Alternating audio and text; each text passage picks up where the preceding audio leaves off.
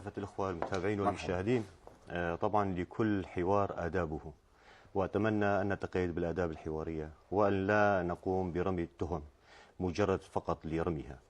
بالمناسبة هناك مغالطات، ما يحدث في الرقة أو المزمع عقده لا ليس أنت مؤتمر. رد على الدكتورة، رد على الدكتورة، لا لكن لا تعلم دكتورة آداب الحوار أرجو. لا يعني مثلا رد على الدكتورة كيفما شئت، كيفما شئت رد. هذا رأيها يعني. تماما. هلا بالنسبة للمؤتمر، هو ما هو مؤتمر، خلينا نتأكد من معلوماته. هو ملتقى، الملتقى يختلف كثيرا عن المؤتمر. هذه أولا. وجود العامل الفرنسي في الرقة قبل يومين هو باسم التحالف وليس باسم فرنسا، كأنها أتت إلى الرقة فقط لا غير. كان بوجود الأمريكان أيضا. طبعا الاجتماع الذي عقد مع النخب المجتمعية في الرقة ومع وجهاء العشائر العربية الأخوة الكرام كان فقط لإنشاء منصة باسم أهل الرقة، وهي التي تقدم طلباتها إلى اللجنة التفاوضية التابعة للإدارة الذاتية، حتى لا يكون الشعب بعيدا عن مطالبه. هذه هي الإدارة الحقيقية وهذه الإدارة الديمقراطية للأمور، هكذا تدار الأمور. فوفد الإدارة الذاتية ليس له الحق في تمثيل جميع المكونات في شمال وشرق سوريا إن لم تكن هناك ملتقيات وإن لم تكن هناك منصات مشتركة ولجان استشارية. الآن تم تشكيل لجنة استشارية في الرقة من وجهاء عشائر العرب ومن نخب الأكاديميين ونخب المجتمع، وأيضا هناك في دير الزور. من أجل ماذا؟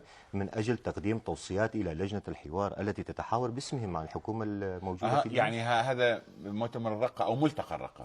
أنا أتحدث عن الاجتماع الذي تم عقده. أما ملتقى الرقة المزمع عقده هو ملتقى وليس مؤتمر. ما الفرق بس؟ ملتقى تشاوري المبادئ الدستورية غير المؤتمر. لا لأنه كونفرنس، قلت لنا كونفرنس غير المؤتمر يعني. أستاذ الكريم أنا يعني طيب عال لا مو عال، لا خلينا نعرف في أدبيات السياسة والكلمات التي تتبع السياسيين. الأخت السياسية يمكن تعرف يعني ما بعرف إذا الكونفرنس عندها هو نفس المؤتمر ولا الكونفرنس نفس الملتقى. بكل الأحوال الملتقى هو ملتقى تشاوري سيكون لدراسة المبادئ الدستورية التي سيتم طرحها على الحكومة السورية للانتقال بالعملية السياسية للأمام. نحن عندما نقوم باجتماعات في شمال شرق سوريا أو في أي منطقة كانت، الغاية منه ليس هو صراع حلبة كي نقول للحكومة أننا نستطيع تجميع أكبر عدد. الغاية هي القول للحكومة بأننا هنا موجودون للتشارك وللمساعدة. جميل. فقط لا غير. هل يكون سوف يكون هناك أطراف من السويداء من الساحل في ملتقى؟ طبعا هو ملتقى لكافة الأخوة الوطنيين على مستوى سوريا بشكل عام. يعني ممكن نكون نحن موجودين. طبعا هلا في شغلة ثانية كمان، خلينا نركز على الموضوع الإيجابي الذي صدر عن الرئيس الجمهورية السيد. سنعود يا حبيبي، أرجوك واحدة أرجوك أنا أدير هذا الحوار وأنا أسأل. سنأتي لكلام السيد الرئيس. تفضل. إذن ملتقى الرقة القادم سيكون في أطراف من السويداء وأطراف من الساحل، وماذا سيتمخض عن ماذا؟ قل. تشاور على مبادئ الدستورية، كيف سننهض بسوريا، بمعنى ماذا يعني كيف سنتساعد مع الحكومة الانتقالية الموجودة في سوريا، كيف نكون شركاء في الوطن وننهض بسوريا معا. يعني لو يعني نفهم أكثر ماذا يعني هذا كلام عام عبد الوهاب. بمعنى ماذا يعني؟ بمعنى إيجاد صيغ مشتركة، ولن يكون الملتقى الأول والأخير، سيكون هناك ملتقيات أخرى. أين أيضا؟ أينما كان في أي محافظة سورية ليست هناك مشكلة.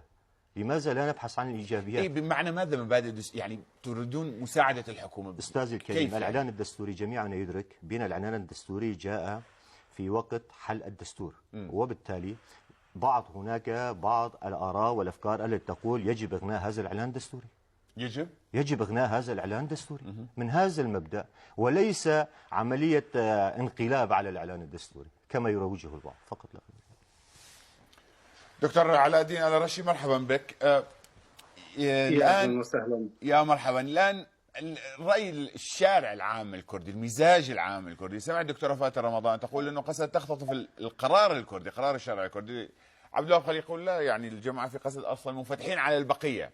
الآن السؤال، بعض يقول أن قسد تلعب في النار في هذه المسألة، أن تأتي ببعض الأطراف من السويداء، بعض الأطراف من الساحل. يعني قسد تريد أن تقول نحن متجمع للأقليات، هكذا اسمه، هكذا البعض يرى الأمر بكل صراحة، وبالتالي هذا يحدث شرخا هائلا بين الكرد والعرب. أنت كيف ترى الأمر؟